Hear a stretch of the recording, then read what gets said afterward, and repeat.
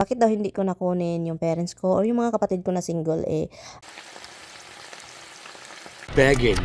bacon? It's crazy. I can't even have my jasmine rice.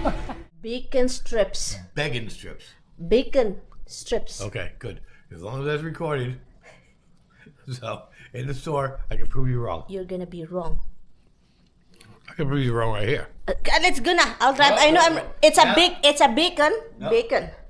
Bacon, let's go. Bye. Nope. Bye.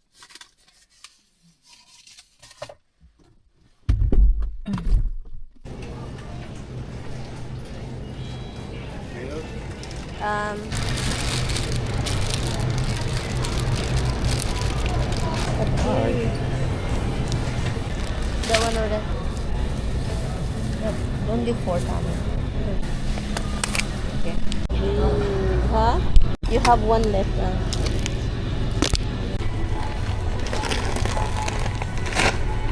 So move this stuff. What's up? I need. How much is it?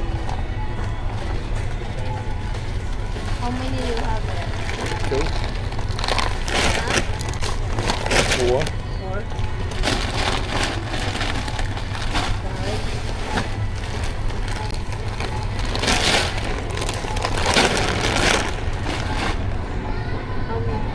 How many you have there?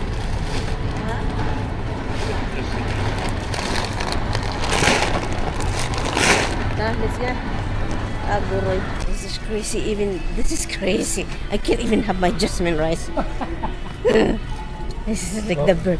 What was the jasmine rice on? The bird. No, they are very. There are small bags here. I don't like it. No, sometimes we have them. No, get the bacon strips. Okay. The bacon right here.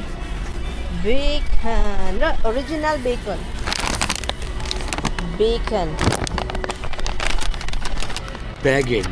Bacon. Bacon color. Made with real bacon. I don't care, Begging. but they are bacon. They're begging because the dog are begging. Okay, let's go now.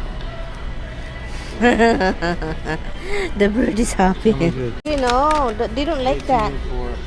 How much is that? Huh? 20 ounces, the other one's 64. Yeah, let's go. I don't know. So yun guys, pauwi na kami.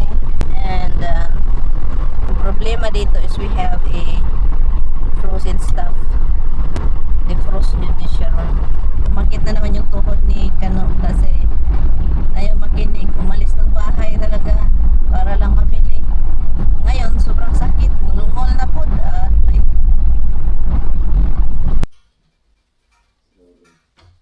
the other foot out.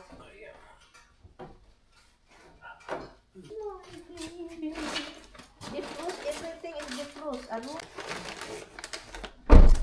So, hi guys. Meron tayong sardinas. Yung isda na sardines. Binili ko to siya kasi wild caught. From Portuguese. O, diba Portuguese yun? Yun, ilagay natin sa strainer. And then, atin siyang ibasa sa maginaw na tubig. Huwag yung mainit kasi ano siya, masyak.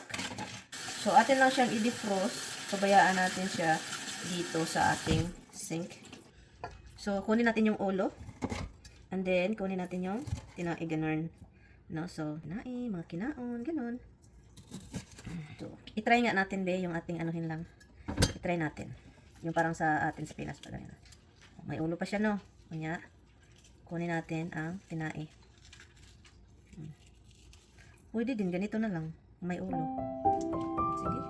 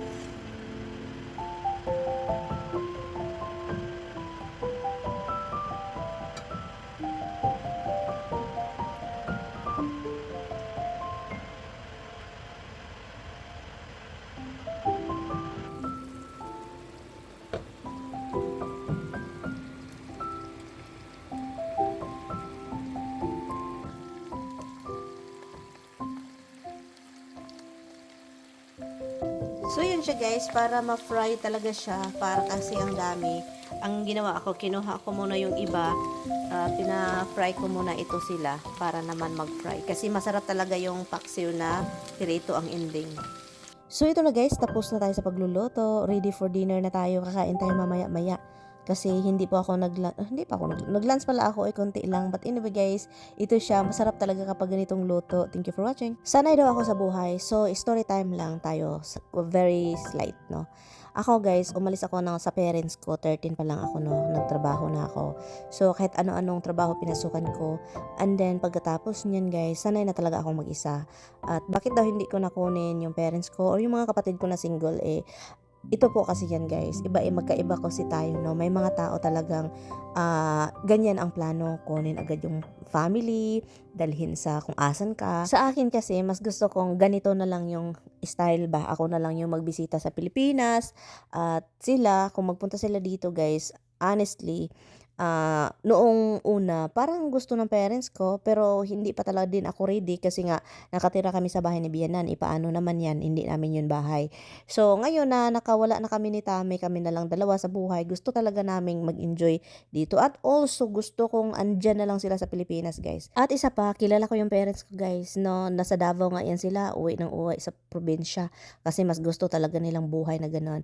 Paano na kaya dito sa Amerika, guys? Wala kang makikita mga tao, boryo, wala kang mapagtaniman kasi nga ang lupa namin pangit. At isa pa, maginaw dito kapag winter, adoy, ayaw nila yung maginaw guys.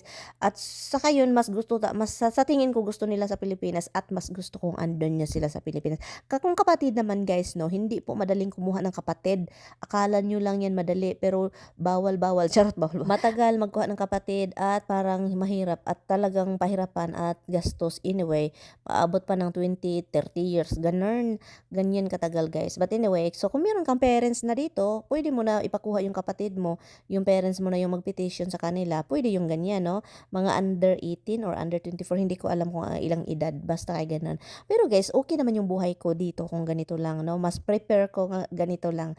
Kasi talagang gusto namin ni Tami, matagal namin itong pinag-pray na magka-privacy kami ni Tami, kami lang dalawa, walang tao sa bahay, kami lang talaga. Noon, hindi ko yun si Tami nakikita nag-ubad-ubad dito sa bahay na, no, lakad-lakad, no? Kasi guys, doon kami nakatira sa bahay ni Bianan kasi guys, kailangan naming alagaan siya. Pero dahil ngayon na meron na kaming bahay, nakikita ko yung komportable na yung asawa ko ba, kaya ayaw ko talagang may kasama sa bahay. Yun yung totoo. Ayaw kong basta gusto lang namin ni Tami, kami lang dalawa. Kasi mas gusto namin ganito yung free kami dito maggalaw sa bahay. Isa lang talaga yung gusto kong mangyari guys. Yung si Tami is mag-uwi kami sa Pilipinas for 6 months. Yun lang yung talagang gusto ko at mangyari. Pero parang sa tingin ko yung gusto ko is hindi siya mangyari kasi ayaw ni Tami yung mga long travel. Yun. Yeah. Have a good day. Yeah. I closed the window on my side of the bed. Close the other one that's open. I love you, hon. I love you too. You don't wanna bring anything? Good morning, guys. Alis po si Mr. Sobrang aga na naman. Well, actually, it's 5 o'clock na. Usually, sobrang aga or late. Yun siya. So, the duck. Agoy. Walang baon. He doesn't bring any food. You have your cane here? Love you. Have you too?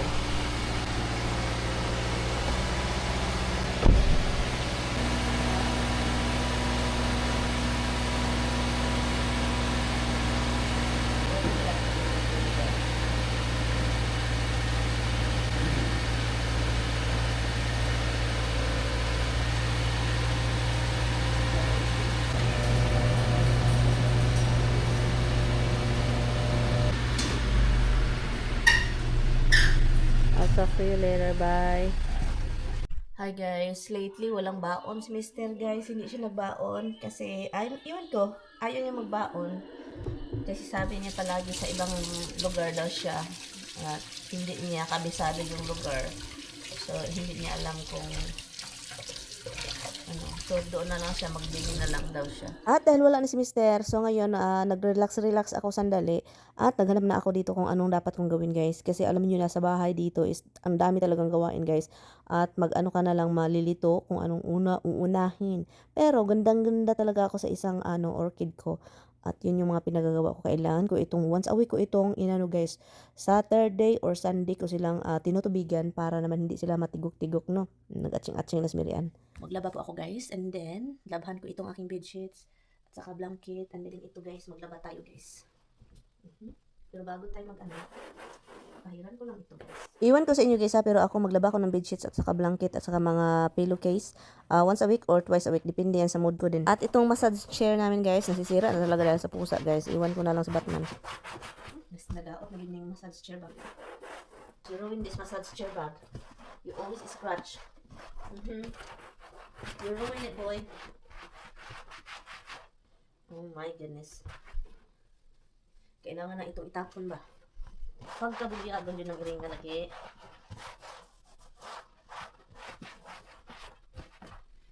You ruin it. Thank you guys for watching. Dito lang muna yung ating vlog for today. And kita-kits tayo sa sunod na video.